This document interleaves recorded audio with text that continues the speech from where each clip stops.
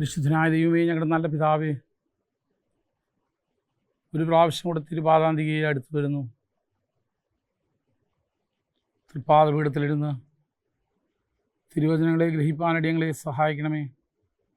ബുദ്ധിയെ പ്രകാശിപ്പിക്കണമേ, ജ്ഞാനത്തെ പകർന്നു തരണമേ. ഏതാത്മാവിനാൽ ഈ വചനം എഴുതപ്പെട്ടുവോ അതേ ആത്മാവിൽ ഇത് ഗ്രഹിപ്പാനടിയങ്ങളെ സഹായിക്കും. യാത്രയിലായിരിക്കുന്ന ഞങ്ങളുടെ കുഞ്ഞുങ്ങളെല്ലാം നിൻ്റെ കരങ്ങളിൽ ഏൽപ്പിക്കുന്നു. തക്കസമയത്ത് കടന്നു വരുവാൻ സഹായിക്കും.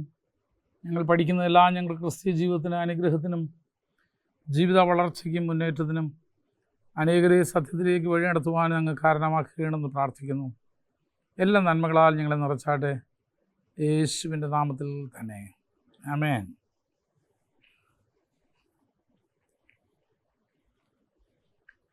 നിങ്ങളീ പഠിക്കുന്ന കാര്യങ്ങൾ ആരെങ്കിലും ആയിട്ടൊക്കെ ചർച്ച ചെയ്യാറുണ്ടോ? അതോ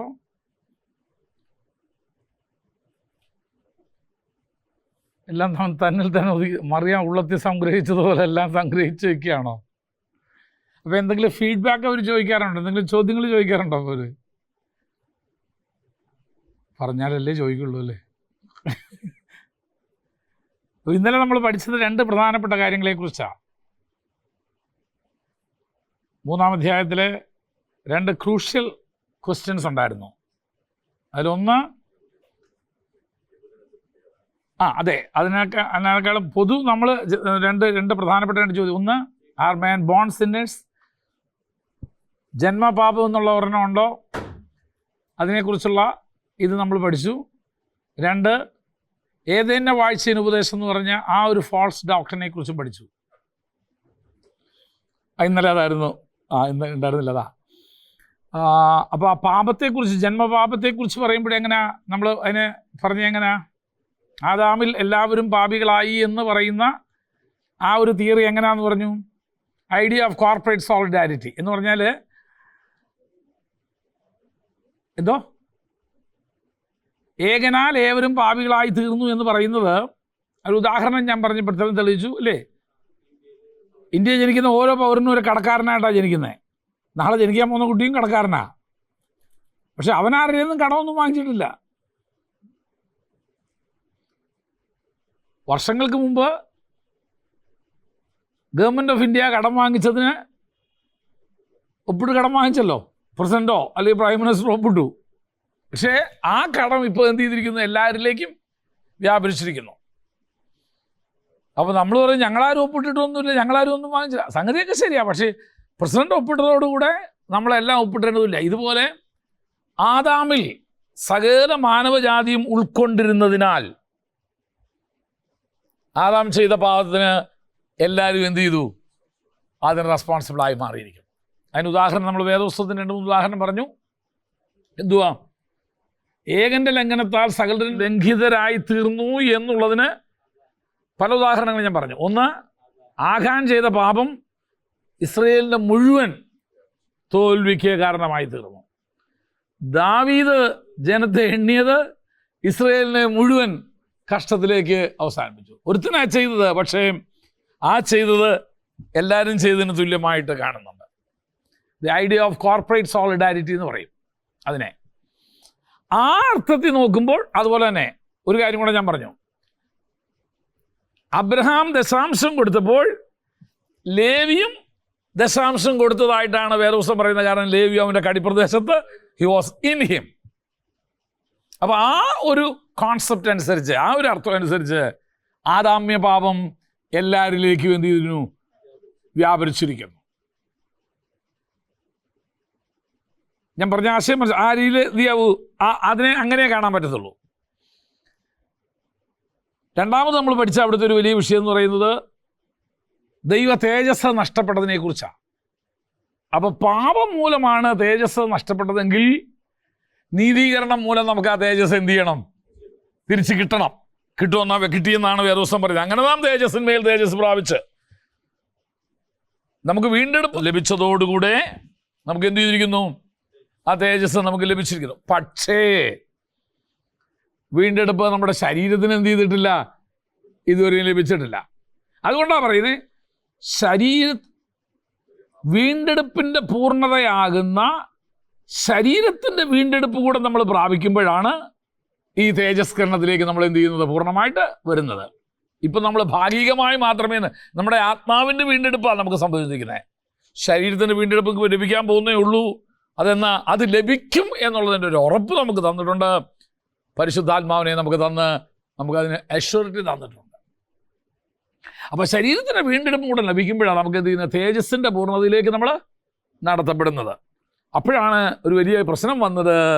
എന്താ പറഞ്ഞത്, തേജസ് നഷ്ടപ്പെട്ടപ്പോഴാണ് മനുഷ്യൻ എന്ത് ചെയ്യാൻ തുടങ്ങിയത്, വസ്ത്രം ധരിക്കാനായിട്ട് തുടങ്ങിയത്. അപ്പം വീണ്ടെടുപ്പ് പ്രാപിച്ച് ദൈവ തേജസ് പ്രാപിച്ചിരിക്കുന്നു, നമുക്കിനി വസ്ത്രത്തിൻ്റെ ആവശ്യമില്ല. നാം ഏതേന്യ വാഴ്ചയിലേക്ക്, ആ അനുഭവത്തിലേക്ക് നമ്മൾ വന്നിരിക്കുക. അങ്ങനെ ഒരു വിഷയം വന്നപ്പോഴാണ് ദുരുപദേശമായിട്ട് മാറി ആളെ പതുക്കെ പിടിച്ച് ചങ്ങലക്കിടേണ്ടി വന്നേ. ദ പെന്തക്കോസ്റ്റ് മിഷനിൽ വന്ന ഒരു വലിയ ഫോൾസ് ഡോക്ടറിനാണ്, ഒരു വലിയ തെറ്റായ ഉപദേശമായിരുന്നത്. അതായത് മനുഷ്യൻ പാപം ചെയ്തപ്പോൾ അവൻ്റെ തേജസ് നഷ്ടപ്പെട്ടു. തേജസ് നഷ്ടപ്പെട്ടപ്പോഴാണ് അവൻ നഗ്നനാണെന്നറിഞ്ഞ് എന്ത് ചെയ്തത്, വസ്ത്രം ധരിക്കാൻ തുടങ്ങിയത്. ഇപ്പം വീണ്ടെടുക്കപ്പെട്ടിരിക്കുന്ന നമുക്ക് ദൈവം എന്തിരിക്കുന്നു, തേജസ് നമുക്ക് തന്നിട്ടുണ്ട്. അതുകൊണ്ട് നമ്മളിനി എന്ത് ചെയ്യേണ്ട ആവശ്യമില്ല, വസ്ത്രം ധരിക്കേണ്ട ആവശ്യമില്ല എന്നൊരു ഉപദേശം പാസ്റ്റർ ആൽവിൻ കൊണ്ടുവന്നു. അവിടെയാണ് അദ്ദേഹത്തിന് തെറ്റുപറ്റിപ്പോയത്. ആൽവിൻ എന്ന് പറഞ്ഞാൽ CPM സിലോൺ പെന്തക്കോസ്റ്റ് മിഷൻ്റെ സ്ഥാപക അതിലായിരുന്നു. പക്ഷെ അദ്ദേഹത്തിന് പറ്റിയ പരാജയം, നമ്മുടെ ശരീരത്തിൻ്റെ വീണ്ടെടുപ്പ് നമുക്ക് ലഭിച്ചിട്ടില്ലായിരുന്നു. അപ്പോൾ ആ ഏതെൻ്റെ വാഴ്ചയുടെ ഉപദേശം എന്ന് പറയുന്ന ആ ഒരു ഡോക്ടറിനാണ്. കാരണം നാം ഏതെനിലേക്ക് നമ്മൾ എന്ത് ചെയ്തിരിക്കുന്നു, ആ അനുഭാവമില്ലാത്ത അവസ്ഥയിലേക്ക്, ദൈവ തേജസ് നമുക്ക് നൽകി തന്നിരിക്കുന്ന അവസ്ഥയിലേക്ക് നാം മടങ്ങിപ്പോയിരിക്കുന്നു എന്നുള്ള ആ ഉപദേശം. അതെല്ലാം കഴിഞ്ഞു. നമ്മൾ 4-ാം അധ്യായത്തിലേക്ക് നമ്മളിന്ന് പ്രവേശിക്കാൻ പോകും. അല്ലേ ആണ് നമുക്കിന്ന് പഠിക്കേണ്ട 4-ാം അധ്യായം. അപ്പോൾ 1 മുതൽ 3 വരെയുള്ള അധ്യായങ്ങൾ നമ്മൾ എന്തൊക്കെയാണ് പഠിച്ചതെന്നൊന്ന് ജസ്റ്റ് ഒന്നൊരു അവലോകനം നടത്താം. ഒന്നാം അധ്യായത്തിൽ എന്ത് ചെയ്യുന്നു, 1-ാം അധ്യായത്തിൽ പൗലോസ് പ്രധാനമായിട്ട് സ്ഥാപിക്കുന്നത് ജാതീയ ലോകത്തിൻ്റെ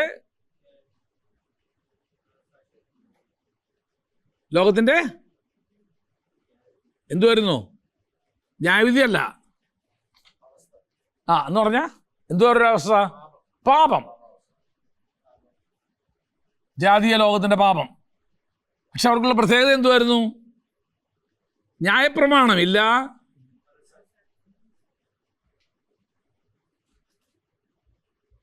പക്ഷേ ദൈവത്തെക്കുറിച്ച് ദൈവം എന്ത് ചെയ്തിരിക്കുന്നു, പ്രകൃതിയിലൂടെ വെളിപ്പെടുത്തിയിരിക്കുന്നു, മനസാക്ഷിയിലൂടെയും വെളിപ്പെടുത്തിയിരിക്കുന്നു. ഇത് രണ്ടും അവർക്ക് അനുസരിക്കാൻ കഴിഞ്ഞില്ല. അതുകൊണ്ട് അവർ പാപത്തിലായി. 2-ാം അധ്യായത്തിൽ നമ്മൾ കണ്ടത്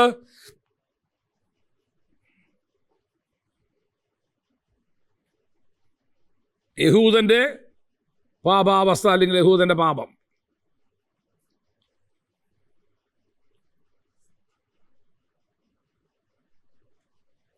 പക്ഷെ അവന് പറ്റിയ പരാജയം, അവന് ന്യായപ്രമാണം ഉണ്ടായിരുന്നിട്ടും അവൻ എന്ത് ചെയ്തു, ഇവർ ചെയ്ത അതേ പാപം തന്നെ അവനും ചെയ്ത്.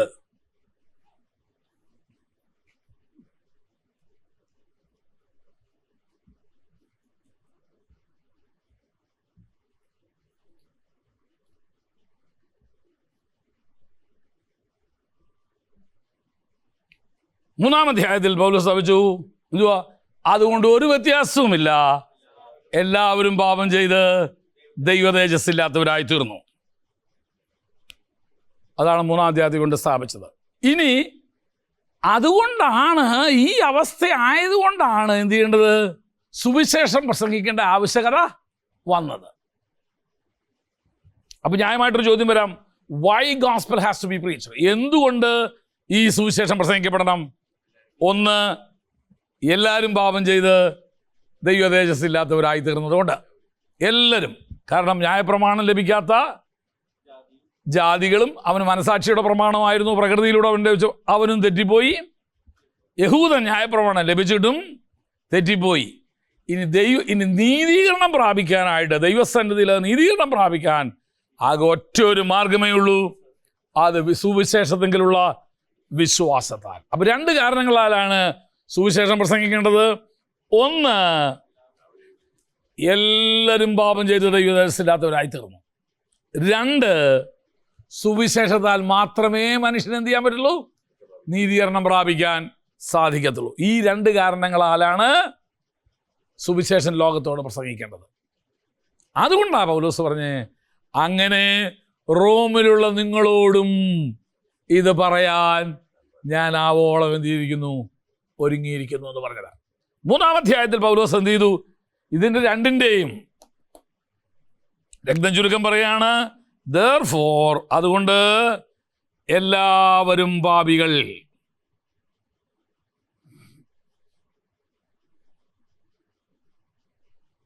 അപ്പൊ എല്ലാവരും പാപികളായതുകൊണ്ട് ഇനി എന്ത് ചെയ്യണം? പാപത്തിൽ നിന്ന് രക്ഷപ്പെടാനായിട്ട്, നീതീകരണം പ്രാപിക്കാനായിട്ട് ഈ സുവിശേഷം പ്രസംഗിച്ചേ പറ്റൂ.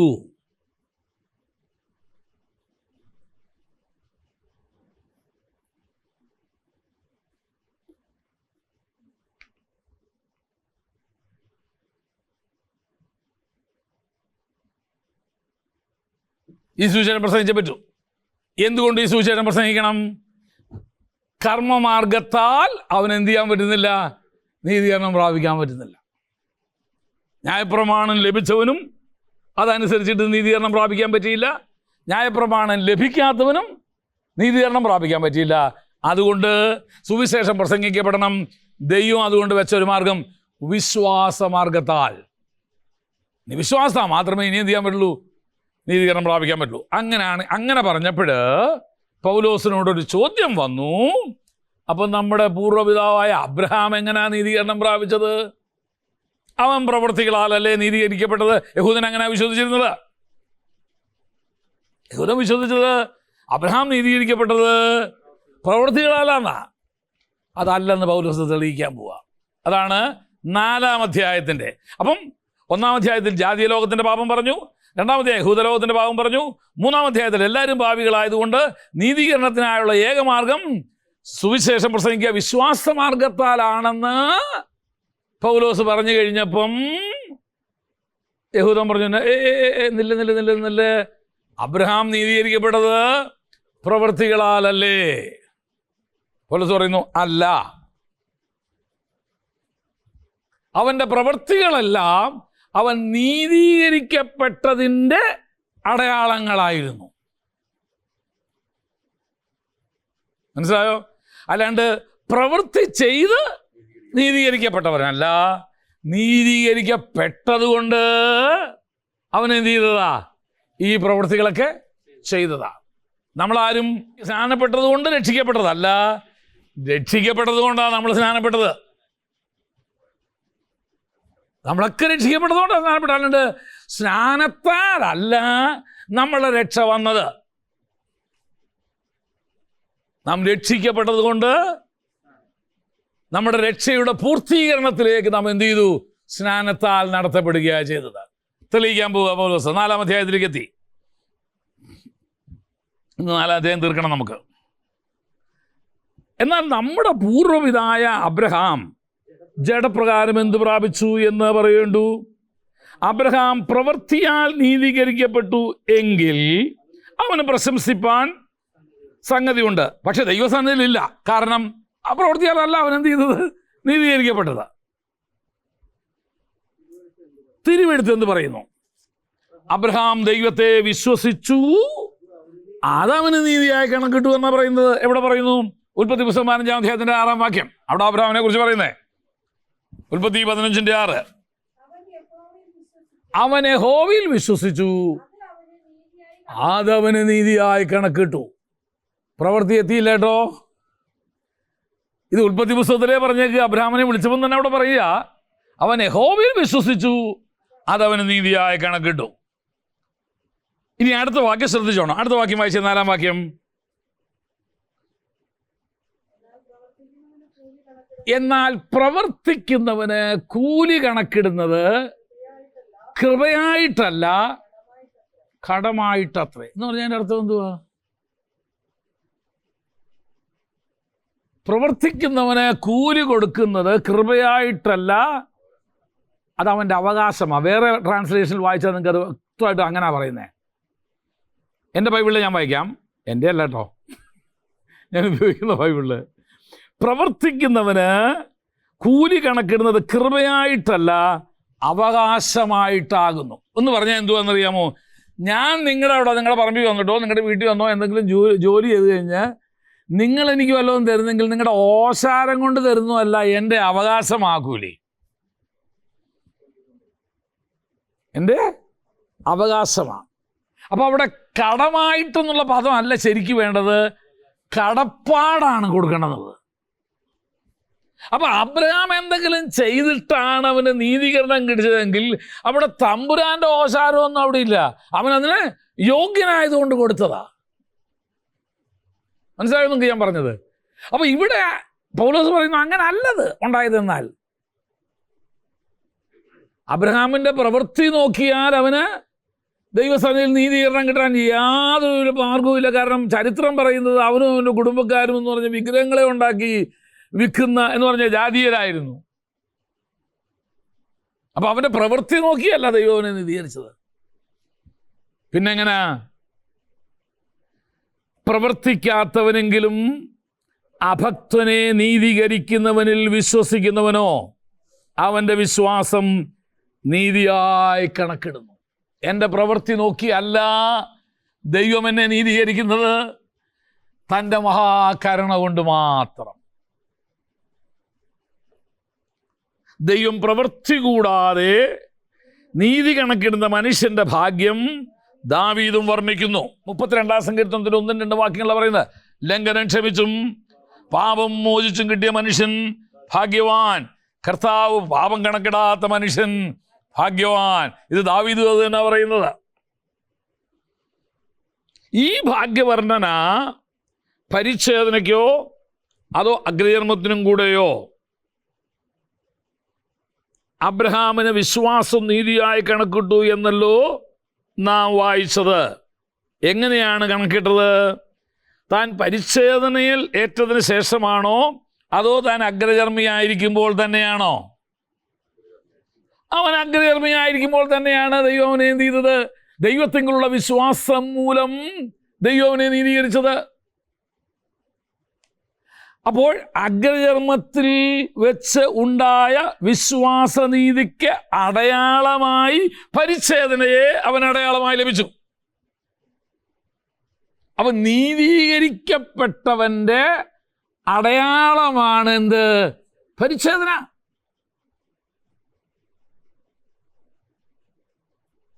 ഞാൻ പറഞ്ഞ ആശയം നിങ്ങൾക്ക് മനസ്സിലായോ? നീതീകരിക്കപ്പെട്ടവന്റെ അടയാളമാണ് പരിച്ഛേദന.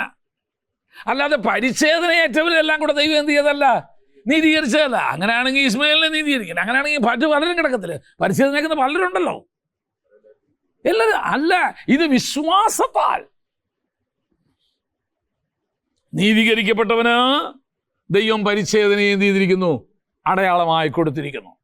എന്നിട്ട് എഴുതിക്കോ, അതുകൊണ്ട് അഗ്രചർമ്മത്തോടെ വിശ്വസിക്കുന്നവർക്കും കൂടെ നീതി കണക്കിടുവാൻ തക്കവണ്ണം താൻ എല്ലാവർക്കും പിതാവായി തീർന്നു. അപ്പം അബ്രഹാം അഗ്രചർമ്മികളുടെയും പിതാവല്ല, പരിച്ഛേദനക്കാരുടെയും പിതാവല്ല. അവൻ ആരുടെ പിതാവാ? നീതീകരിക്കപ്പെട്ടവരുടെ പിതാവാ. പക്ഷെ ആ നീതീകരണം പ്രാപിച്ചത് താൻ അഗ്രചർമ്മി ആയിരിക്കുമ്പോൾ തന്നെയാണ്. താൻ നീതീകരിക്കപ്പെട്ടു എന്നുള്ളതിൻ്റെ ബാഹ്യ അടയാളമായിട്ടാണ് പരിച്ഛേദനാകർമ്മം അവൻ ഏറ്റെടുത്തതും ചെയ്തതും. എന്തെങ്കിലും പിടികിട്ടിയോ? ചുരുക്കി പറഞ്ഞാൽ ഇത്രയേ ഉള്ളൂ. അബ്രഹാം നീതീകരിക്കപ്പെട്ടത് താൻ അഗ്രചർമ്മിയായിരിക്കുമ്പോൾ തന്നെ. പരിച്ഛേദന എന്നുള്ള കർമ്മം അവന് നൽകിക്കൊടുത്തത് താൻ നീതീകരിക്കപ്പെട്ടതിന് ശേഷമാണ്. അപ്പോൾ അബ്രഹാം ആരുടെയൊക്കെ പിതാവായി തീർന്നു? പരിച്ഛേദനക്കാരുടെയും പിതാവായി തീർന്നു, അഗ്രചർമ്മികളുടെയും പിതാവായി തീർന്നു. കാരണം അഗ്രചർമ്മി ആയിരിക്കുമ്പോഴാണ് താൻ എന്ത് ചെയ്തത്? നീതീകരിക്കപ്പെട്ടത് പരിച്ഛേദന കൂടാതെ തന്നെ. അപ്പോൾ രണ്ടു കൂട്ടരുടെയും പിതാവായി അബ്രഹാം ഇപ്പോൾ മാറുകയാണ്. അപ്പോൾ നീതീകരണം എന്നുള്ളത് വിശ്വാസത്താൽ മാത്രം നമുക്ക് ലഭിക്കുന്ന ഒന്നാണ്. വായിക്കാൻ ഇനി നമുക്ക് താഴോട്ട്. അങ്ങനെ താൻ എല്ലാവർക്കും പിതാവായിരിക്കേണ്ടതിന് പരിച്ഛേദനയുള്ളവർ മാത്രമല്ല നമ്മുടെ പിതാവായ അബ്രഹാമിന് അഗ്രജന്മത്തിൽ വെച്ചുണ്ടായിരുന്ന വിശ്വാസത്തെ അനുകരിക്കുന്നവരായ പരിച്ഛേദനക്കാർക്ക് കൂടെ താൻ പിതാവായിരിക്കേണ്ടതിന്. അഥവാ അബ്രഹാമിൻ്റെ വിശ്വാസം ആര് പിൻപറ്റുന്നുവോ അവർക്കെല്ലാം താൻ പിതാവായി മാറി. അവിടെ അഗ്രജന്മിയെന്നോ പരിച്ഛേദനക്കാരനെന്നോ യാതൊരു മുഖപക്ഷവുമില്ല. വായിച്ചോ, അതിനെ ഒരു ലോകാവകാശിയാകുമെന്നുള്ള വാക്തത്വം അബ്രഹാമിനോ അവൻ്റെ സന്തതിക്കോ ന്യായപ്രമാണത്താൽ അല്ല, വിശ്വാസത്തിന്റെ നീതിയാലല്ലോ ലഭിച്ചത്. അബ്രഹാം കഴിഞ്ഞ് എത്രയോ കഴിഞ്ഞേച്ചാ ന്യായപ്രമാണം വരുന്നല്ലേ. ന്യായപ്രമാണം എന്നാ വന്നേ മോശയുടെ കാലം തൊട്ടാ. മോശയ്ക്ക് 80 വയസ്സായതിന് ശേഷമാണ് ന്യായപ്രമാണം വരുന്നത്. 80 വയസ്സ് വരെ എന്തില്ല, ന്യായപ്രമാണം ഇല്ല. അപ്പൊ ന്യായപ്രമാണം വരുന്നതിന് മുൻപേ അബ്രഹാം നീതീകരണം പ്രാപിച്ചു, അവന് വാഗ്ദത്തങ്ങൾ ലഭിച്ചു. അതെല്ലാം വിശ്വാസത്താലായിരുന്നു അവർക്ക് ലഭിച്ചത് മുഴുവനും. അപ്പൊ ദൈവിക വാഗ്ദത്തങ്ങളെ അബ്രഹാമിന് ലഭിച്ചത് ന്യായപ്രമാണം അനുസരിച്ചത് കൊണ്ടല്ല, കാരണം ന്യായപ്രമാണം ഇല്ലെന്ന്. വൈകാനി എന്നാൽ ന്യായപ്രമാണമുള്ളവർ അവകാശികളെങ്കിൽ വാഗ്ദത്തം ദുർബലവും. കാരണം ന്യായപ്രമാണം പാലിക്കുന്നവർക്ക് മാത്രമേ ഈ വാഗ്ദത്തം ലഭിക്കൂ എന്ന് നാം ശഠിക്കുന്നെങ്കിൽ ഇതിനു മുമ്പ് വിശ്വസിച്ചോൻ എന്നാ? അബ്രഹാമിന് ഈ വാഗ്ദത്തം മുഴുവൻ കിട്ടിയത് ന്യായപ്രമാണം കൂടാതല്ലേ? അപ്പൊ ഇതൊക്കെ വ്യർത്ഥമാണല്ലേ നിങ്ങൾ പറയുന്നത്? വായിച്ചോ. ന്യായപ്രമാണം കൊണ്ടുവന്ന ഒറ്റ ഒരു ദോഷം എന്നാണെന്നറിയുമോ? കുറേയും കൂടെ ദൈവകോപത്തിന് നീ യോഗ്യനാന്ന് വെളിപ്പെടുത്തുക ചെയ്തത്. കാര്യം തന്നെ, ന്യായപ്രമാണം നിന്റെ പ്രവൃത്തികൾ പാപമാണെന്ന് എന്ത് ചെയ്തുകൊണ്ടിരിക്കുക, തെളിയിച്ചുകൊണ്ടേയിരിക്കുക.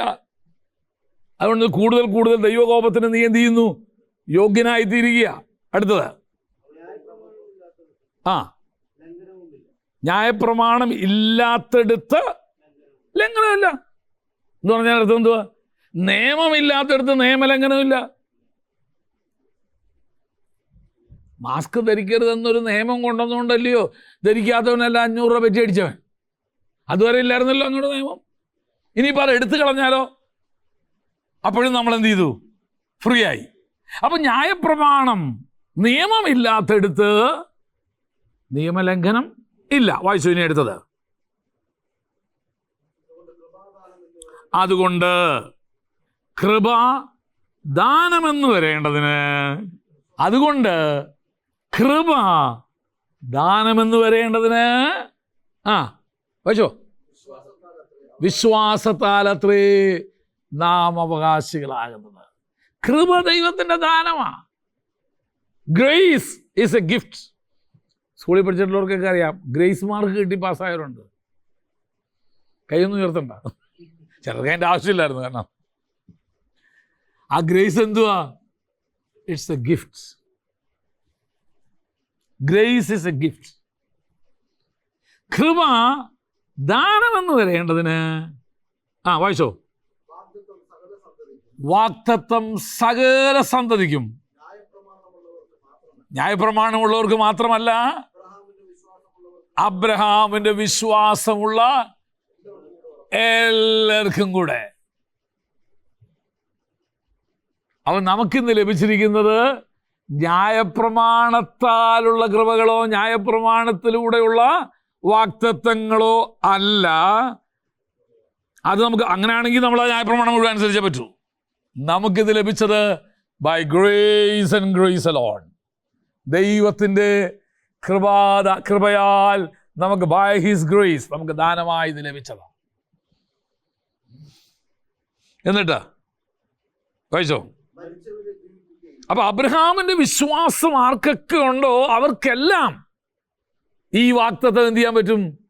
പ്രാപിക്കാനായിട്ട് സാധിക്കും. ഇനി 17 മുതലുള്ള വാക്യങ്ങളിൽ അബ്രഹാമിന്റെ വിശ്വാസം എന്തായിരുന്നു എന്നാ പഠിപ്പിക്കുന്നത്.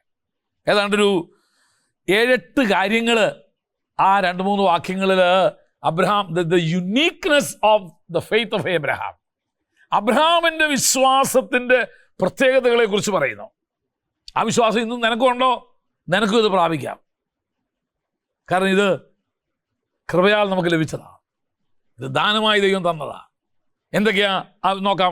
അബ്രഹാമിൻ്റെ വിശ്വാസത്തിൻ്റെ പ്രത്യേകത എന്താണെന്ന് നോക്കാം. വേറൊരാൾ വായിച്ചോ? വേറൊരാൾ വായില്ലേ?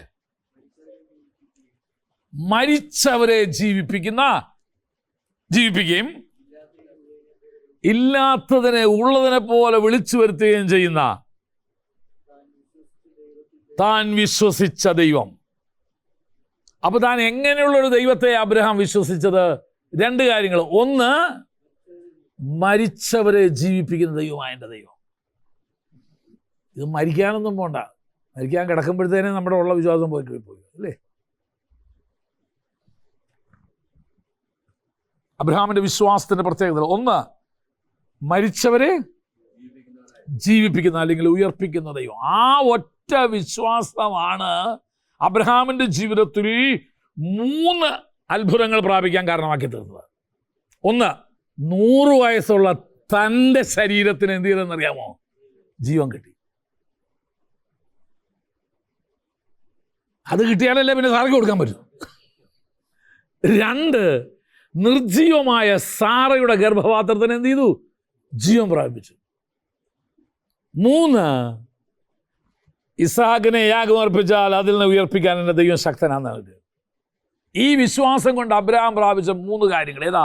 മരിച്ചവരെ ജീവിപ്പിക്കുന്ന ഉയർപ്പിക്കുന്ന ദൈവമാണ്, മരിച്ചതിന് ജീവൻ കൊടുക്കുന്ന ദൈവമാണ് എൻ്റെ ദൈവം എന്നുള്ള ബോധ്യമാണ്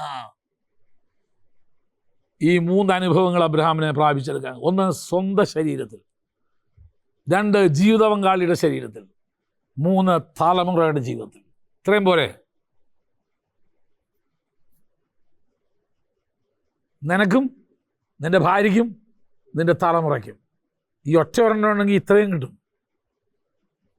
നമുക്ക് സ്വന്തം നമ്മുടെ ജീവിത പങ്കാളിക്ക്, നമ്മുടെ തലമുറയ്ക്ക്.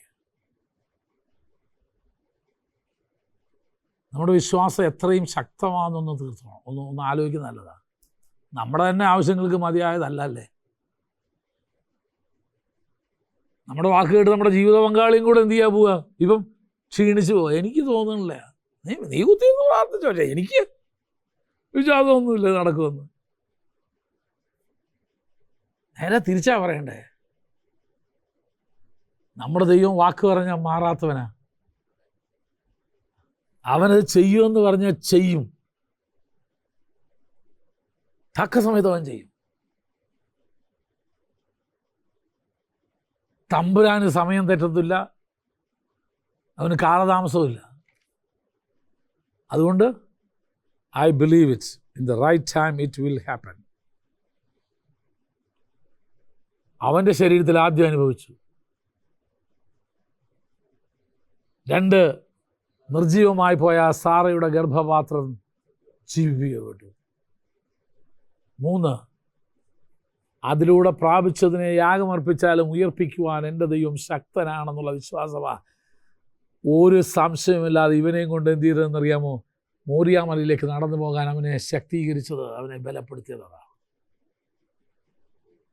അബ്രഹാമിൻ്റെ വിശ്വാസം ഒന്ന്, മരിച്ചവരെ ഉയർപ്പിക്കുന്ന ജീവിപ്പിക്കുന്ന ദൈവം. ആദ്യം അത് സ്വന്തം ശരീരത്തിൽ പ്രാപിക്കണം. ആദ്യം അത് സ്വന്തം ശരീരത്തിൽ അത് എന്ത് ചെയ്യണം എന്നറിയാമോ? അനുഭവിച്ചെടുക്കണം. അടുത്ത് നിന്റെ ജീവിത പങ്കാളിയിലേക്ക് അത് അനുഭവിപ്പിച്ചു കൊടുക്കണം. 3, നിന്റെ തലമുറയിലേക്ക്. 2, ഒന്ന് മരിച്ചവരെ. രണ്ടാമത്തെ എന്തുവാ പറയുന്നത്? ഇല്ലാത്തതിനെ ഉള്ളതിനെ പോലെ വിളിച്ചു വരുത്തുന്ന ദൈവം. ഞാനൊരു കാര്യം ചോദിച്ചോട്ടെ. ഇവിടെ ഒന്ന് നിന്നിട്ട്, പഞ്ചഗ്രന്ഥങ്ങൾ എഴുതിയത് മോശയാ അല്ലേ? അറിയത്തില്ല എല്ലാവർക്കും? പഞ്ചഗ്രന്ഥങ്ങൾ എഴുതിയത് മോശയാ. ഈ സൃഷ്ടിപ്പിൻ്റെ സമയത്തൊന്നും മോശയില്ലായിരുന്നല്ലോ. ഉണ്ടായിരുന്നോ? മോശ എത്ര കാലം കഴിഞ്ഞ ചായ വരുന്നത്, രംഗത്ത് വരുന്നത്. പിന്നെ എങ്ങനെയാണ് മോശ ഇതൊക്കെ അറിഞ്ഞ്? മോശ എഴുതിയത്, ഉൽപ്പത്തി തൊട്ട് എഴുതിയത് മോശ. ആദ്യം ദൈവം ആകാശം ഭൂമിയും സൃഷ്ടിച്ചത്. എങ്ങനെ മോശ ഇതറിഞ്ഞേ?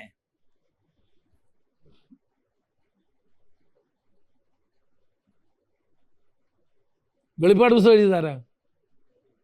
യോഹന്നാൻ എങ്ങനെ അറിഞ്ഞത്? നടക്കാൻ പോകുന്ന മുഴുവൻ എന്തുവന്ന് ദൈവം കാണിച്ചു കൊടുത്തു. ഏതാ എളുപ്പം? വരാൻ പോകുന്നത് കാണിച്ചു കൊടുക്കുന്നതാണോ എളുപ്പം, നടന്നത് കാണിച്ചു കൊടുക്കുന്നതാണോ എളുപ്പം?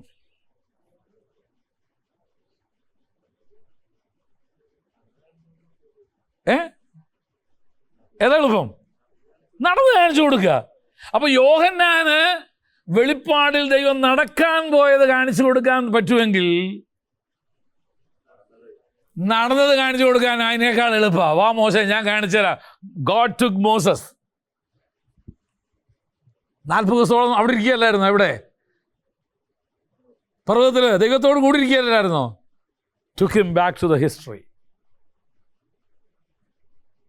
മോശേ വാ, ഞാൻ കാണിച്ചു തരാം എന്തൊക്കെയാണ് നടന്നതെന്ന് ഫ്രം ദ വെരി ബിഗിനിങ്. അതാ എളുപ്പം. ഇങ്ങനെയാണ് സംഭവിച്ചത് മോശ. This is how everything created. ഞാനാകുന്നവൻ ഞാനാകുന്നു എന്ന് പറഞ്ഞപ്പോൾ മനസ്സിലായോ നിനക്ക്? അല്ലാതെ ആരായിട്ട് പറയുന്ന പോലെ ഇത് JDP തിയറി ഒന്നും അല്ല. ആ പുസ്തകത്തിൽ നിന്ന് ഈ പുസ്തകത്തിൽ നിന്നും കൂടെ എല്ലാം കേട്ടി എന്ത് ചെയ്തതല്ല, എഴുതിയതല്ല. God showed him.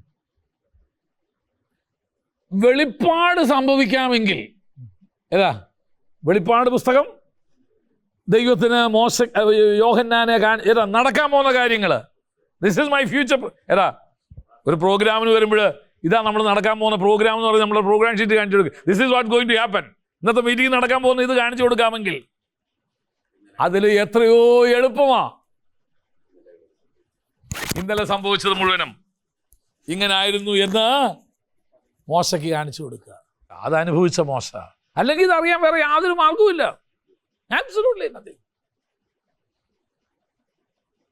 ദൈവം അവന് കാണിച്ചു കൊടുത്തതാ. എന്നാന്ന് ചോദിച്ചു കഴിഞ്ഞാൽ ഞാൻ പറയും 40 ദിവസം അവനോട് കൂടി ഇരുന്ന ഒരു കാലയളവിലുണ്ട്. ദൈവം ആരാണെന്ന് മോശ അറിഞ്ഞത് അപ്പോഴാ. അതുവരെ കേട്ടിട്ടുണ്ട്, വാമൊഴിയായിട്ട് ഇങ്ങനെ പലതും കേട്ടിട്ടുണ്ട്. പക്ഷെ വരമൊഴിയാക്കുന്നതിന് മുൻപ് ദൈവം അത് മോശയ്ക്ക് വ്യക്തമായി അതിനെക്കുറിച്ചൊരു കാഴ്ചപ്പാട് നൽകി കൊടുത്തു. ശരി, ഞാനിവിടെ വരാം. അപ്പം ഇവിടെ പറയുന്നു ഈ ദൈവം ആരാ? ഇല്ലാത്തതിനെ ഉള്ളതിനെ പോലെ വിളിച്ചു വരുത്തുകയാണ്. അങ്ങനെ ഒരു ദൈവമായ എൻ്റെ ദൈവം. He will call for the things for me. എനിക്ക് വേണ്ടി വിളിച്ചു വരുത്തുന്ന ഒരു ദൈവം. ദൈവസാന്നിധ്യത്തിൽ അങ്ങനെ ചില സന്ദർഭങ്ങളില്ലേ, നിനക്ക് വേണ്ടി ദൈവം തമ്പുരാൻ ചിലത് വിളിച്ചു വരുത്തും. അത് നല്ല ഉദാഹരണം. മിസ്രൈമിൽ അതുവരെ ഇല്ലാത്തൊരു പോസ്റ്റാണ് ഫുഡിൻ്റെ ഇൻചാർജ് വഹിക്കുന്ന ഒരാളെ ഉണ്ടാക്കുക എന്നുള്ളത്. അതുവരെ ഇല്ല. കാരണം ഇഷ്ടം പോലെ ജനം സമൃദ്ധിയായിട്ട് ചെയ്തുകൊണ്ടിരിക്കുക. പക്ഷെ നിൻ്റെ മേലൊരു വാക്തത്വമുണ്ട്. സൂര്യനും ചന്ദ്രനും നക്ഷത്രങ്ങളും നിന്നെ വന്ന് വണങ്ങണമെന്നൊരു വാക്തത്വമുണ്ട്.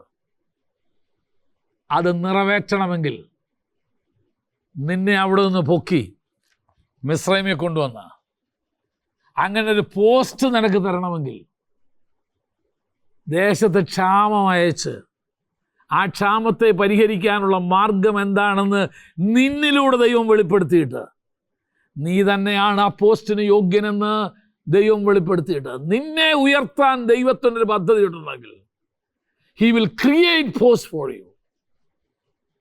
ചില വലിയ വലിയ കമ്പനികളിൽ അവർക്ക് വേണ്ടപ്പെട്ട ഒരാളെ അവിടെ ഇരുത്തണമെങ്കിൽ അവർ ചില പോസ്റ്റ് ക്രിയേറ്റ് ചെയ്യും. ഇന്നലെ വരെ അങ്ങനത്തെ ഒരു പോസ്റ്റ് ഇല്ല. പക്ഷെ അവർക്ക് വേണ്ടപ്പെട്ട ഒരാളെ ഇപ്പോൾ എന്ത് ചെയ്യണം? കമ്പനിയെ കൊണ്ടുവരണം. അപ്പം എന്ത് ചെയ്യുക? The create A post.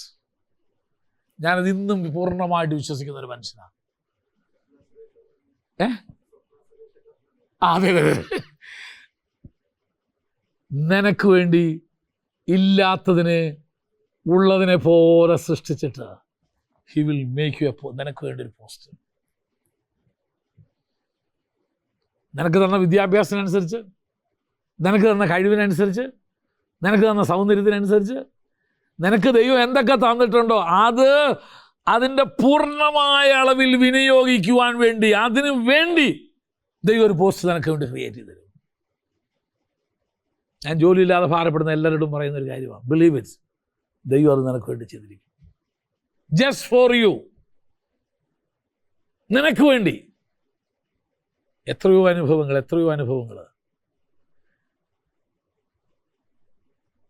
നിനക്ക് വേണ്ടി ഫ്ലൈറ്റ് ചിലപ്പം ലേറ്റ് ആക്കും, ചിലപ്പം ട്രെയിൻ ലേറ്റ് ആക്കും. കാരണം നിന്നോടുള്ള ഒരു ദൈവത്തിൻ്റെ വാഗ്ദത്തം നിവർത്തിക്കാൻ വേണ്ടി. Abraham believed it. അബ്രഹാം അത് വിശ്വസിച്ചു. എൻ്റെ ദൈവം ഇല്ലാത്തതിനെ ഉള്ളതിനെ പോലെ വിളിച്ചു വരുന്ന ദൈവമാണ്. ഈ ബൈബിൾ ക്ലാസ്സൊക്കെ കഴിഞ്ഞ് ബൈബിൾ സ്കൂളൊക്കെ കഴിഞ്ഞ് പോകുമ്പോഴാണ് നിങ്ങളുടെ വിശ്വാസത്തിനും കൂടെ ഒരു വ്യത്യാസം വരണമെന്ന് എനിക്കൊരു ആഗ്രഹമുണ്ട്. ഏത് സാഹചര്യത്തിൽ നീ കിടന്നാലും, ഏതവസ്ഥയിലേക്ക് നീ ഒരു പക്ഷേ എറിയപ്പെട്ടാലും, നീ വിശ്വസിക്കണം, എൻ്റെ ദൈവം എനിക്ക് വേണ്ടി ചിലത് ചെയ്തിരിക്കും. ഇല്ലാത്ത ഒന്നിനെ ദൈവം എനിക്ക് വേണ്ടി എന്ത് ചെയ്യും? വിളിച്ച് വരുത്തിയിരിക്കും. He will do it. അങ്ങനെയാണെങ്കിൽ പിന്നെ നമുക്ക് വ്യാകുലപ്പെടേണ്ട ആവശ്യമില്ല, നീ ഭാരപ്പെടേണ്ട ആവശ്യമില്ല. നമ്മൾ പാടാറുണ്ടല്ലോ, ഭാവിയെല്ലാം തൻ കയ്യിലെന്ന്, അതല്ലേ? എൻ്റെ ഭാവിയെല്ലാം എൻ്റെ കർത്താവിൻ്റെ കയ്യിലാണ്. He's the one who does it. നീ ഒന്നിനെക്കുറിച്ചും ഭാരപ്പെടണ്ട. അതിൻ്റെ ആവശ്യം എന്തുവാ തമ്പുരാൻ, അവൻ ഇല്ലെങ്കിൽ അവൻ വിളിച്ചു വരുത്തി തരും. അവൻ വിളിച്ചാൽ വരാതിരിക്കുന്ന വല്ലതും ഉണ്ടോ?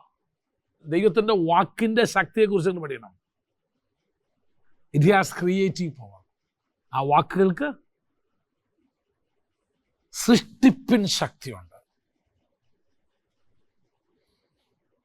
ഇതുപോലെ തന്നെ നമ്മുടെ വാക്കുകൾക്കും it can do so many things. അതുകൊണ്ട് നാം പറയുന്ന വാക്കുകൾ വളരെ സൂക്ഷിച്ച് വേണം. ഭാര്യ ഭർത്താവിനോട് പറയുന്നു, ഭർത്താവ് ഭാര്യയോട് പറയുന്നു, അപ്പൻ മക്കളോട് പറയുന്നു, മക്കൾ അമ്മയമ്മമാരോട്, എല്ലാം വളരെ സൂക്ഷിച്ചു. You know, because it has A creative power. നമ്മുടെ ഒറ്റ വാക്കുകൊണ്ട് ഒരാളെ ഡള്ളാക്കാൻ പറ്റും, മാനസിക രോഗിയാക്കാൻ പറ്റും, ഡിപ്രഷനിലോട്ട് വിടാൻ പറ്റും, ആത്മഹത്യ ചെയ്യിക്കാൻ പറ്റും. നമുക്കൊക്കെ പോയി ചത്തുട, എന്തിനെങ്ങനെ ജീവിച്ചിരിക്കുന്നത് എന്ന് ചോദിച്ചു കഴിഞ്ഞാൽ, അപ്പം എന്നെ ആർക്കും വേണ്ടെന്ന് പോയി ആത്മഹത്യ, ആ ഒറ്റ വാക്ക് മതി അതിനെ ആത്മഹത്യയിലേക്ക് നടത്താനായിട്ട്. ഞാൻ ഒരിക്കലും അങ്ങനത്തെ വാക്കുകൾ ഉപയോഗിക്കാൻ പാടില്ല, ഒരിക്കലും. ഒന്നും മിണ്ടാതിരുന്നു.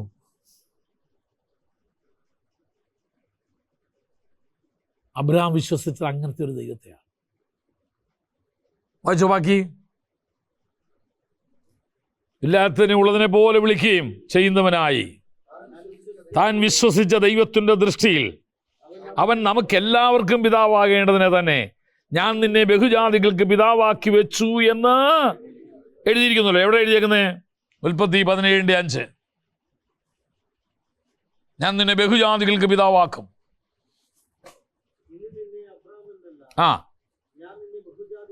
ഞാൻ നിന്നെ ബഹുജാതികൾക്ക് പിതാവാക്കും. നിന്റെ പേരിനി അബ്രഹാം എന്നാക്കാം. ഞാൻ നിന്നെ ബഹുജാതികൾക്ക് പിതാവാക്കും എന്ന് ദൈവം അവനോട് പറഞ്ഞത് അവൻ എന്ത് ചെയ്തു? വിശ്വസിച്ചു. എങ്ങനെ വിശ്വസിച്ചു? അവൻ ഏകദേശം 100 വയസ്സുള്ളവനാകയാൽ തൻ്റെ ശരീരം നിർജീവമായി പോയതും. നോക്കിക്കേ, ആദ്യത്തേത് നിർജീവമായതിനെ ജീവിപ്പിക്കുന്ന ദൈവം, മരിച്ചതിനെ ജീവിപ്പിക്കുന്ന ദൈവം. തൻ്റെ ശരീരം നിർജീവമായി പോയതും, സാറയുടെ ഗർഭപാത്രം നിർജീവമായതും അവൻ ഗ്രഹിച്ചിട്ടും അവൻ വിശ്വാസം ക്ഷീണിച്ചില്ല. അബ്രഹാമിൻ്റെ വിശ്വാസത്തിൻ്റെ മൂന്നാമത്തെ ഒരു ഗുണമെന്ന് പറഞ്ഞാൽ ക്ഷീണിക്കാത്ത വിശ്വാസമായിരുന്നു. ഇതിനെതിരെ എന്തൊക്കെ കേട്ടാലും, ഇതിനെതിരെ എന്തൊക്കെ ആരൊക്കെ പറഞ്ഞാലും, ഈ പറഞ്ഞ വാക്തത്വം നിറവേറത്തക്ക വിധത്തിലുള്ള യാതൊരു സാഹചര്യവും എൻ്റെ മുമ്പിൽ കാണുന്നില്ലേലും, രാവിലെ എഴുന്നേറ്റ് പാടും, എൻ്റെ ദൈവം വാക്ക് മാറാത്തവൻ. മൺമാറും വിൺമാറും മർത്തരെല്ലാം വാക്ക് മാറും, എൻ്റെ ദൈവം വാക്ക് മാറാത്തവൻ. അതിനെതിരായി ഉണ്ടാകുന്ന മുഴുവനും സ്വന്തം ശരീരം നിർജീവമായി, സാറയുടെ ഗർഭപാത്രവും നിർജീവമായി. ഇനിയിപ്പോൾ അതൊക്കെ പാട്ടൊക്കെ മാറ്റിയിട്ട് ഇങ്ങനെ പാടേണ്ടി വരും. നിന്റെ ഹിതം കർത്താവ്. ഇനിയിപ്പോൾ എനിക്ക് നടക്കുമെന്ന് എനിക്ക് തോന്നുന്നൊന്നുമില്ല അല്ലേ. ഇന്ന് നിന്റെ ഹിതം എന്താണെന്ന് വെച്ചാൽ ഇനി അതെന്ത് കേട്ട് എൻ്റെ കുഞ്ഞെ, എൻ്റെ ഹിതം മാറിയിട്ടൊന്നുമില്ല. എൻ്റെ ഹിതം നീ ബഹുജാതികൾക്ക് പിതാവാകുക എന്നുള്ളത് തന്നെയാണ്. നിന്നെക്കുറിച്ചുള്ള എൻ്റെ ഹിതം നീ ബഹുജാതികൾക്ക് പിതാവാകുക എന്നുള്ളത് തന്നെയാണ്.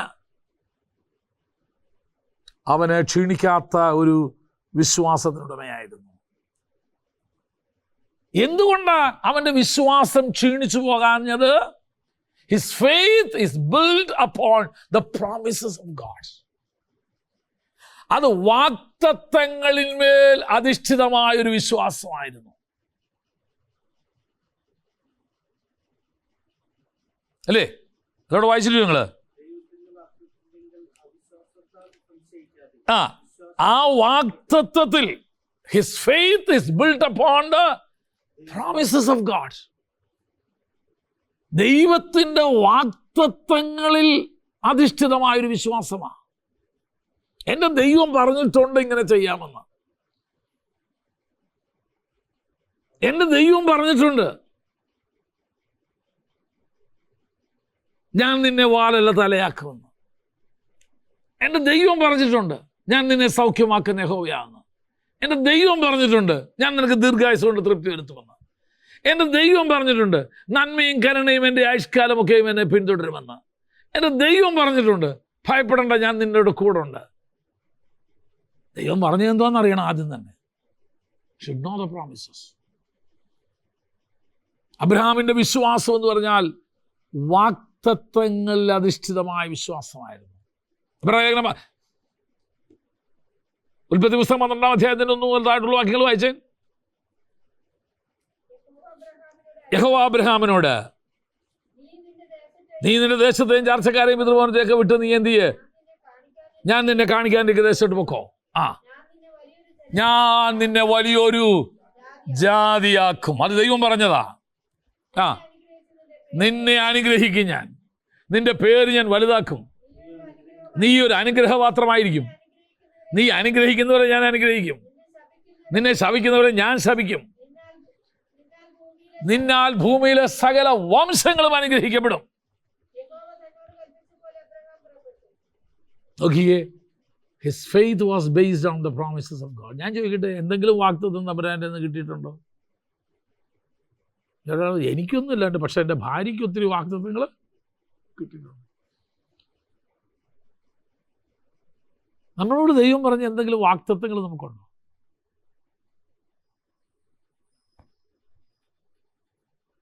അബ്രഹാമിൻ്റെ വിശ്വാസം മുഴുവനും ബേസ്ഡ് ഓൺ ദ പ്രോമിസ്. വാഗ്ദത്തങ്ങളിൽ അധിഷ്ഠിതമായൊരു വിശ്വാസമായിരുന്നു അബ്രഹാമിൻ്റെ. അപ്പോൾ ഈ വാഗ്ദത്തങ്ങളും ഈ വാഗ്ദത്തവൻ തന്നതാരാണെന്നുള്ള ബോധ്യവുമാണ് ആശയ്ക്ക് വിപരീതമായ ആശയോടെ കാത്തിരിക്കാനായിട്ട് അവനെ എന്ത് ചെയ്തത്? സഹായിച്ചത്. രണ്ട് കാര്യങ്ങൾ: എനിക്ക് തന്നിരിക്കുന്ന വാഗ്ദത്തം എന്തുവാണെന്നും ആരാണ് ഈ വാഗ്ദത്തം തന്നത്. ആരാ വാഗ്ദത്തം തന്നത്? മരിച്ചവരെ ഉയർപ്പിക്കുന്ന ദൈവം. ആരാ ഈ വാഗ്ദത്തം തന്നത്? ഇല്ലാത്തതിനെ ഉള്ളതിനെ പോലെ വിളിച്ചു വരുത്താൻ കഴിവുള്ള ദൈവം. അവനാണ് എനിക്ക് ഈ വാഗ്ദത്തം തന്നത്. അതുകൊണ്ട് ഈ വാഗ്ദത്തം ഞാൻ പ്രാപിക്കുന്നതിനെതിരായി വരുന്ന സകല പരിശോധനകളെയോ അല്ലെങ്കിൽ ആശയ്ക്ക് വിപരീതമായി ആശയോടെ എന്ന് പറഞ്ഞ് ചുരുക്കി എൻ്റെ ശരി തനി ആശിക്കാൻ പോലും എന്തില്ല, വകയില്ല. സ്വപ്നം കാണാൻ പോലും എനിക്കെന്തില്ല, അവകാശമില്ല. ഏത് നാളെയെങ്കിലും എനിക്ക് കിട്ടുമെന്ന് ചിന്തിക്കാൻ പോലും കഴിയില്ലെന്ന്. യാതൊരു I can, even in my wildest imagination, I cannot think about that എന്ന് പറയാറുണ്ട്. എൻ്റെ വന്യമായ സ്വപ്നത്തിൽ പോലും എനിക്കിതിനെക്കുറിച്ച് ചിന്തിക്കാൻ പറ്റത്തില്ലായിരുന്നു. ഒരു കാർ വാങ്ങിക്കാൻ പറ്റുമെന്നോ, ഒരു വീട് വയ്ക്കാൻ പറ്റുമെന്നോ, നല്ലൊരു വസ്ത്രം ധരിക്കാൻ പറ്റുമെന്നോ, സൈക്കിളിൽ പോലും കയറാൻ സ്വപ്നം കാണാമെന്ന് അതുപോലും പറ്റില്ല. പിന്നെ പ്ലെയിനിൽ കയറുന്ന കാര്യമല്ലേ.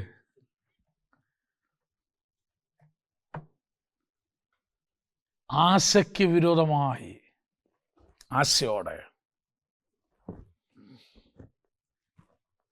വിശ്വസിക്കാൻ കാരണം അബ്രഹാമിൻ്റെ വിശ്വാസത്തിൻ്റെ അടുത്ത പ്രത്യേകതയാണ് ഇത്. ആശയ്ക്ക് വിരോധമായി ആശിക്കുന്ന ഒരു വിശ്വാസമായിരുന്നു.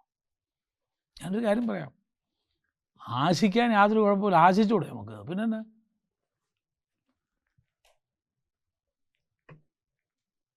ജീവിതത്തിലൊക്കെ വലിയ കാര്യങ്ങളൊക്കെ ആശിക്കണം, ദൈവരാജ്യത്തോടുള്ള ബന്ധത്തിൽ. അതിനായി ഞാൻ വില്യം കേറിയുടെ ഒരു ശക്തമായ സ്റ്റേറ്റ്മെൻ്റ് ഉണ്ട്. എന്തോ വില്യം കേറി പറഞ്ഞെന്നറിയാമോ? Expect great things. അടുത്ത ഭാഗം കൂടെ വേണം അതിനകത്ത്, ആൻഡ് അറ്റംപ്റ്റ് ഗ്രേറ്റ് തിങ്സ്. വലിയ കാര്യം പ്രതീക്ഷിച്ചാൽ മാത്രം പോരാ, വലിയ കാര്യത്തിന് വേണ്ടി വല്ലതുമൊക്കെ ചെയ്യുകയും വേണം. ആശിക്ക്. ആ മനുഷ്യൻ്റെ ജീവിതം ഒരു ഒരു ഒരു ഒരു ഒരു വെല്ലുവിളിയായിരുന്നു. വില്യം ജീവചരിത്രം വായിച്ചിട്ടുണ്ടോ ആരെങ്കിലും? ഡോക്യുമെൻ്ററി കണ്ടിട്ട് അതാലും മതി. ഒരു ചെരുപ്പൂത്തിയെ കോബ്ലർ, ആ മനുഷ്യനെ ദൈവം ഇന്ത്യയിലോട്ട് അയച്ച് ചെയ്യിച്ച കാര്യങ്ങളെ ചിന്തിക്കുക. 14 ഭാഷ പഠിച്ച് 14 ഭാഷയിലേക്ക് ബൈബിള് ട്രാൻസ്ലേറ്റ് ചെയ്യാന്ന് പറഞ്ഞു കഴിഞ്ഞാൽ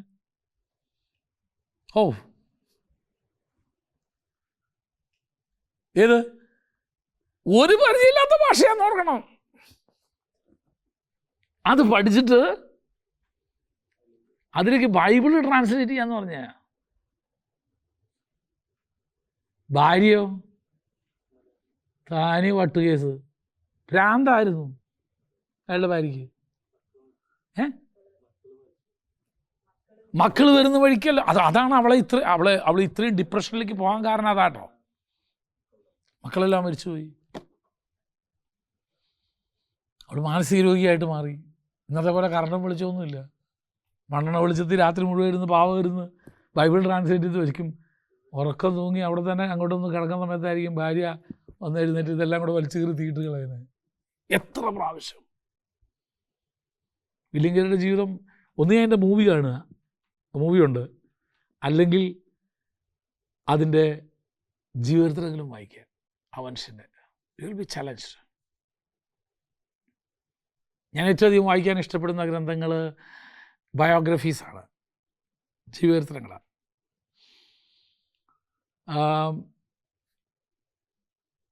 കാരണം ദ ചാലഞ്ചസ്, അവരുടെ ജീവിതത്തിൽ നേരിട്ട ചാലഞ്ചുകൾ, വെല്ലുവിളികൾ അവരെ തളർത്തിയില്ലെന്നുള്ളതാണ്. പുറകോട്ട് പോകുന്ന പ്രശ്നമേ ഇല്ല.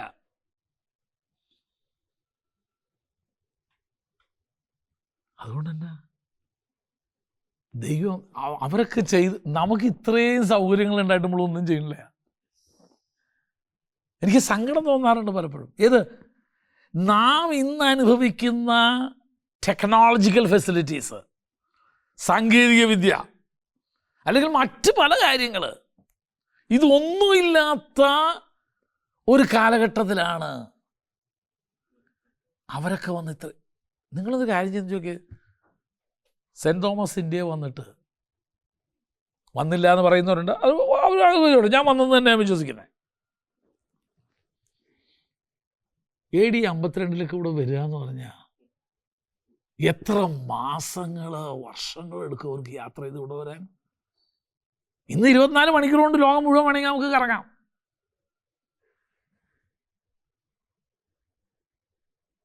എന്നിട്ട് ഇവിടെ വന്ന് ആയിരങ്ങളോട് സുവിശേഷം പ്രസംഗിച്ച് ഇത്രയും സഭകൾ സ്ഥാപിച്ച ഈ മനുഷ്യന്മാർ എന്താ, അവർക്ക് 4 കാലും 8 കയ്യും ഉണ്ടായിരുന്നു. നമ്മളെ പോലെ തന്നെ ഉള്ളായിരുന്നു.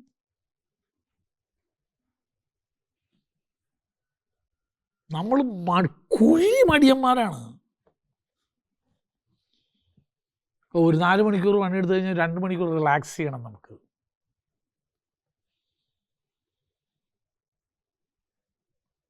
എന്തുവാ എനിക്ക് മനസ്സിലാവണില്ല. അപ്പുറത്ത് ഒരുത്തൻ ഒരു വെയിലത്ത് നിന്ന് രാവിലെ ഇവിടെ ഇറങ്ങുന്ന പറഞ്ഞാൽ 6 ഉണ്ടാവണം വർക്ക് ചെയ്യുമ്പോൾ. നമുക്കിവിടെ 2 മണിക്കൂറും കണ്ട് എന്തോ ചെയ്ത് പുല്ല് പറിച്ചപ്പോഴത്തേന് പൊള്ളുന്നു. എന്തോ പൊള്ളുന്നു? കുഴിമടിയന്മാരാ. നമ്മളൊക്കെ ഒന്ന് വിചാരിച്ചായിരുന്നെങ്കിൽ ഇന്ന് ചെയ്യുന്നതിൻ്റെ 2 ഇരട്ടി നമുക്ക് ചെയ്യാൻ പറ്റിയേനെ. ഇവരൊക്കെ ചെയ്ത ഇതൊന്നും നോക്കിയേ നിങ്ങൾ. എന്താ അതിൻ്റെ കാരണം എന്നറിയാമോ? There was A passion in them. അവരുടെ അകത്തൊരു വലിയ തീ പോലെ കത്തുന്ന ഒരു ദാഹം ഉണ്ടായിരുന്നു. അവരുടെയൊക്കെ ജീവിതത്തിൽ നിങ്ങൾ വായിച്ചു നോക്കണം. നിങ്ങൾ ലൈഫ് ഞാനിപ്പോൾ ഇന്നലെ 2 ദിവസം കൊണ്ട് വേറൊരാളുടെ ജീവിതത്തിൽ, ഒരു തൃശ്ശൂർക്കാരനായ ഒരു മനുഷ്യൻ്റെ ഒരു ജീവിതത്തിലുണ്ട്. ദേവ് എന്ന് പറഞ്ഞൊരു മനുഷ്യനുണ്ട്. നിങ്ങൾ കേട്ടിട്ടുണ്ടോ എന്ന് എനിക്കറിയത്തില്ല. ചിറ്റപ്പള്ളി ദേവസി എന്നാണ് അയാളുടെ പേര്. അയാൾ ഞങ്ങൾക്ക് നല്ലപോലെ അറിയാവുന്നൊരു മനുഷ്യനാണ്. അദ്ദേഹത്തിൻ്റെ ജീവിതത്തിൽ ഈയിടെ പബ്ലിഷ് ചെയ്ത് കിട്ടു. പബ്ലിഷ് അന്വേഷിച്ചിട്ട് കിട്ടിയിട്ട് കുറേ കഴിഞ്ഞിട്ട് അവസാനം കിട്ടി. എനിക്ക് 2 ദിവസം മുമ്പ് കിട്ടി. ഞാൻ വായിച്ചു നോക്കി. അതിൽ വിദ്യാഭ്യാസമൊന്നുമില്ല.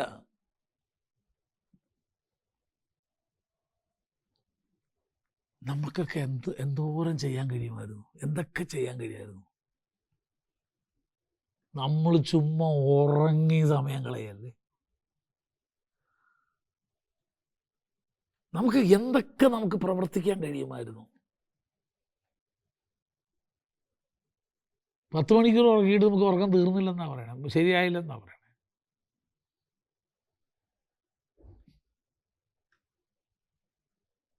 ഇത്ര പെട്ടെന്ന് നേരം വെളുത്തോന്നാ ചോദിക്കണേ. അതിൻ്റെ കാര്യം തന്നെ, നിനക്ക് ചെയ്യാനൊന്നുമില്ല, ചെയ്യണമെന്നും ഇല്ല, ചെയ്യാൻ ഇഷ്ടം പോലെ ഉണ്ട്. മിശ്രമാരുടെ ജീവിതത്തിൽ നിങ്ങൾ വായിക്കുക. കാരണം ഇത്രയൊന്നും യാതൊരു ഇതുമില്ലാത്ത കാലത്താണ് അവർ കർത്താവിന് വേണ്ടി ഇത്രയും ശക്തമായിട്ട് പ്രവർത്തിച്ചത്. അതുകൊണ്ട് ദയവീത് നിങ്ങൾ മാസത്തിൽ ഒരു ജീവചരിത്രങ്ങൾ നിങ്ങൾ വായിക്കുക. മിശ്രമാരുടെ ഇവിടെ ലൈബ്രറിയിലുണ്ടല്ലോ, ഇഷ്ടംപോലെ ഉണ്ട്. ഇവിടെ ഒരാൾ ഇംഗ്ലീഷിലോ മലയാളത്തിലോ ഒരാളുടെയെങ്കിലും ഒരു ജീവചരിത്രം വായിക്കുക. എന്തെങ്കിലും ഒരു നന്മ അതിൽ നിന്ന് ഉൾക്കൊള്ളുക.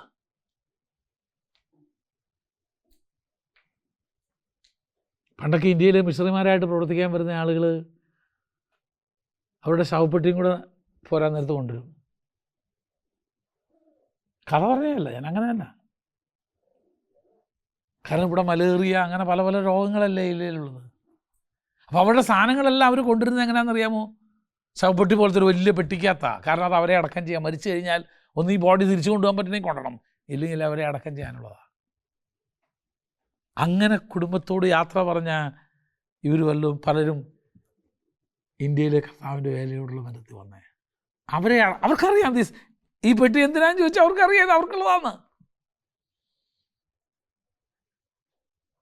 ഞാൻ എവിടെങ്കിലൊക്കെ പോയാൽ മിശ്രിമാർ പ്രവർത്തിക്കുന്ന ശവക്കല്ലറകൾ ഞാൻ പ്രവർത്തിച്ച അവരുടെ ശവം അടക്കിയിരിക്കുന്ന ശവക്കല്ലറകൾ ഞാൻ പോയി കാണും.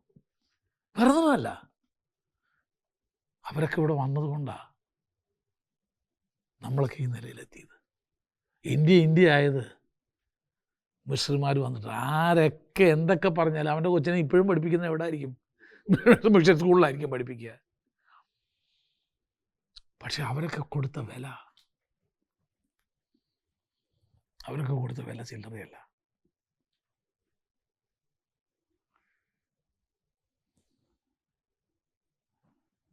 ആശയ്ക്ക് വിപരീതമായി ആശയോടെ കാത്തിരുന്നു.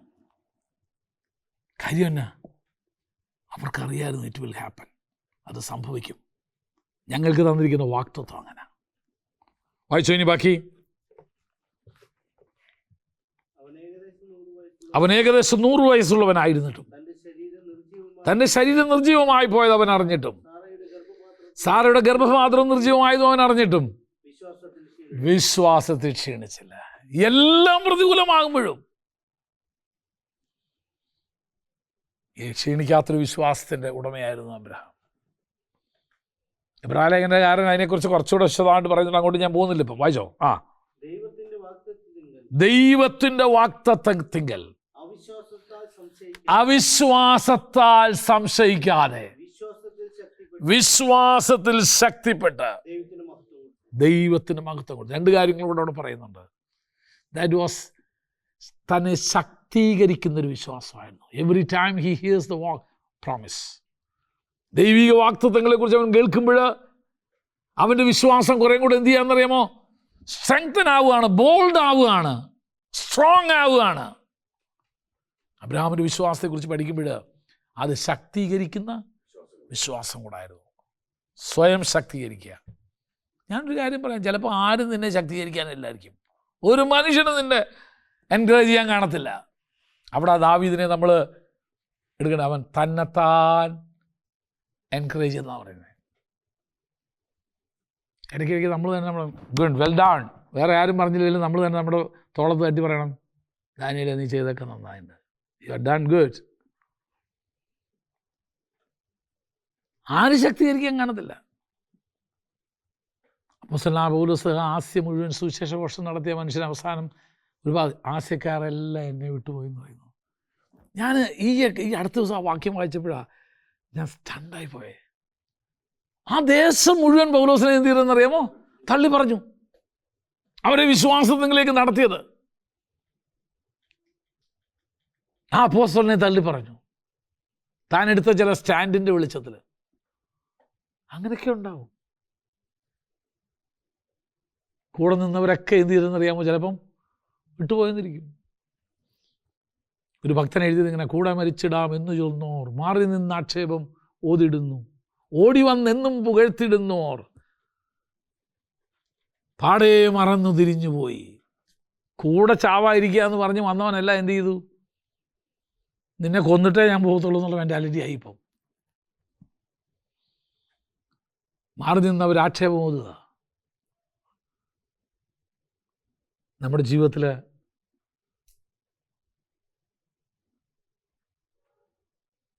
അപ്പോസ്തലനായ പൗലോസ് ഇതൊക്കെ എഴുതുമ്പോൾ തൻ്റെ ജീവിതത്തും കൂടെ അവൻ അറിയുന്നുണ്ട് അല്ലേ? ആസ്യക്കാർ മുഴുവനും എന്നെ വിട്ടുപോയെന്ന്. ഒരു ദേശം മുഴുവനെ പൗലോസിനെ വിട്ടേച്ചു പോയി. പക്ഷെ ക്ഷീണിച്ചില്ല വിശ്വാസത്തിൽ. ഇവിടെ അബ്രഹാമിൻ്റെ ജീവിതത്തെ വിശ്വാസത്തെക്കുറിച്ച് പഠിക്കുന്നത് ഇറ്റ് വാസ് സ്ട്രെങ്തനിങ് ഫെയ്ത്ത്. അവനെ ശക്തീകരിക്കുന്നൊരു വിശ്വാസമായിരുന്നു. ബാക്കിയോടെ വായിച്ചോ. അവൻ ആര്? ദൈവം വാഗ്ദത്തം ചെയ്തത് പ്രവർത്തിപ്പാൻ ശക്തൻ എന്ന് പൂർണ്ണമായി ഉറച്ചു. എന്തൊക്കെ മാറിപ്പോയാലും, എൻ്റെ ജീവിതത്തിൽ എന്തൊക്കെ സാഹചര്യങ്ങൾ വന്നാലും, എന്നോട് വാക്ക് പറഞ്ഞ ദൈവം അത് ചെയ്യാൻ ശക്തനാ. ഹൗ ദൈവത്തിലുള്ള അവൻ്റെ ആ വിശ്വാസത്തിൻ്റെ കടുപ്പം കണ്ടോ? വെടിവെച്ചാൽ തകർക്കാൻ പറ്റാത്തൊരു വിശ്വാസം ഇത്. സ്വന്തം ജീവിതത്തിനെതിരെ കടന്നു വന്നിട്ട് അവനൊട്ടും വായിച്ചു വന്നിട്ട് അതുകൊണ്ട് അതവന് നീതിയായി കണക്കിട്ടു. ഏത്? ഈ വിശ്വാസം എന്നത് നീതിയായി കണക്കിട്ടു. അവന് കണക്കിട്ടു എന്ന് എഴുതിയിരിക്കുന്നത് അവനെ വിചാരിച്ച് മാത്രമല്ല, നമ്മെ വിചാരിച്ചും കൂടെ എന്ന് പറഞ്ഞു കഴിഞ്ഞാൽ എന്തുവാ? അതേ വിശ്വാസത്തെ പിന്തുടരുന്ന നമ്മളെയും കൂടെ ഉൾപ്പെടുത്തിക്കൊണ്ടാണ് പറയുന്നത് the idea of corporate solidarity. മനസ്സിലായോ? അബ്രഹാമിൻ്റെ വിശ്വാസം ആര് പിന്തുടരുന്നോ അത് നമുക്കും കൂടാ. അബ്രഹാം നീതീകരിക്കപ്പെട്ടത് പരിച്ഛേദന ഏൽക്കുന്നതിന് മുൻപായി ദൈവത്തിലുള്ള വിശ്വാസത്താലാണ് അവൻ നീതീകരിക്കപ്പെട്ടത്. അത് തന്നെ നമുക്കും ദൈവം വാഗ്ദത്തം ചെയ്തിരിക്കുന്നത്. വായിച്ച് അവസാനിപ്പിച്ചോ.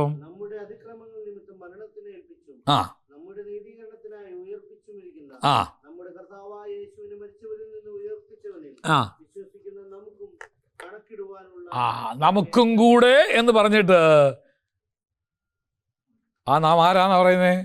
കർത്താവായ യേശു ക്രിസ്തുവിൻ്റെ മരണ പുനരുത്ഥാനങ്ങളിൽ വിശ്വസിക്കുന്ന നമുക്കും അത് അബ്രഹാമിനെ പോലെ തന്നെ നീതീകരണം നമുക്കും പ്രാപിക്കാനായിട്ട് സാധിക്കും.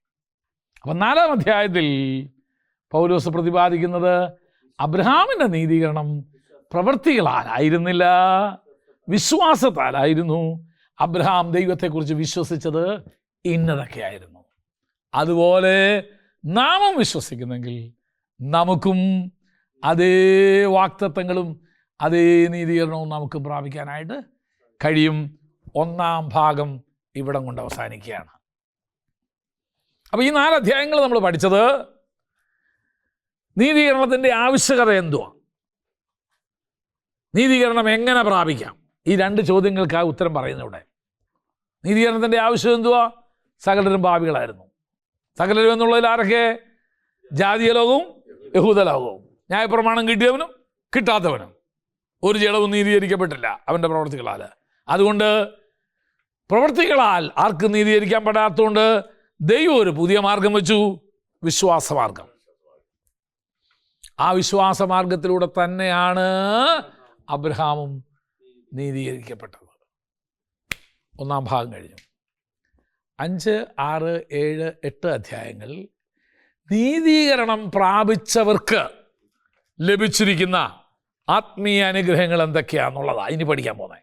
അപ്പോൾ 1-ാം ഭാഗം കഴിഞ്ഞു. അപ്പോൾ 1-ാം ഭാഗം നീതീകരണത്തിൻ്റെ ആവശ്യകതയും നീതീകരണം എങ്ങനെയാണെന്നും പറഞ്ഞതിന് ശേഷം നീതീകരിക്കപ്പെടുന്നവർക്ക് ലഭിക്കുന്ന ആത്മീയ അനുഗ്രഹങ്ങൾ. 1, അതുകൊണ്ട് ക്രിസ്തു യേശുള്ളവർക്കൊരു ശിക്ഷാവധിയുമില്ല എന്ന് പറഞ്ഞാൽ, ക്രിസ്തു യേശുള്ളവർ എന്ന് പറയുന്നത് ആരെയാ? നീതീകരിക്കപ്പെട്ടവർക്ക്. അവർക്കൊരു ശിക്ഷാവധിയുമില്ല. അതാണ് 5-ാം അധ്യായം. 6-ാം അധ്യായം നീതീകരിക്കപ്പെട്ടവൻ പാപത്തിൽ നിന്ന് സ്വാതന്ത്ര്യം പ്രാപിച്ചിരിക്കുന്നു. എങ്ങനെ? പാപസംബന്ധമായി മരിച്ചതായ നമ്മെ എന്ത് ചെയ്തെന്നറിയാമോ? ക്രിസ്തുവിനോടുകൂടെ മരിച്ചടക്കപ്പെട്ട് നമ്മൾ ജീവൻ്റെ പുതുക്കത്തിൽ ഇപ്പോൾ എന്ത് ചെയ്യുക? നടക്കുക. അപ്പോൾ പാപത്തിന് ഇനി നമ്മുടെ മേൽ അധികാരമില്ല. അപ്പോൾ നീതീകരിക്കപ്പെട്ടവൻ പാപത്തിൽ നിന്ന് സ്വാതന്ത്ര്യം പ്രാപിച്ചിരിക്കുന്നു. 3, 7-ാം അധ്യായത്തിൽ നമ്മൾ കാണുന്നത് നീതീകരിക്കപ്പെട്ടവൻ്റെ 3-ാമത്തെ അനുഭവം.